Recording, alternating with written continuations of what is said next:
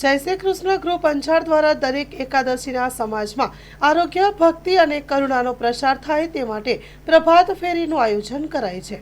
અંજાર શહેરમાં જય શ્રી કૃષ્ણ ગ્રુપ દ્વારા આયોજિત પ્રભાત ફેરી પંચતત્વ, સંસ્કૃતિ, ભક્તિ, આરોગ્ય, સેવા અને સંસ્કારના આધારે સમાજમાં આધ્યાત્મિક જાગૃતિ અને માનવતાની ભાવના પ્રસરાવતી પ્રેરણાદાયી પહેલ બની રહી છે। પ્રત્યેક અગિયારસે યોજાતી આ પ્રભાત યાત્રા માત્ર ધાર્મિક કાર્યક્રમો જ નહીં પરંતુ જીવનશૈલી સુધારતો સંસ્કારમય ઉપક્રમ તરીકે ઓળખે એવી ઓળખ મેળવી છે। જીતેશભાઈના જણાવ્યા મુજબ પ્રત્યેક અગિયારસે યોજાતી આ પ્રભાત ફેરી દરમિયાન વિવિધ મંદિરોમાં આરાધના, પાઠ અને સ્તુતિ દ્વારા ધાર્મિક ભાવના મજબૂત બને છે।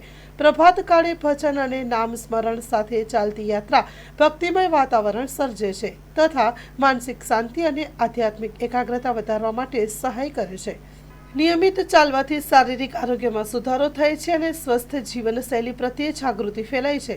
સાથે જ દરેક જીવનમાં શિવના સંકલ્પ સાથે દરેક જીવમાં શિવના સંકલ્પ સાથે સભ્યો દ્વારા અબોલા જીવ સેવા પણ સતત ચાલી રહી છે।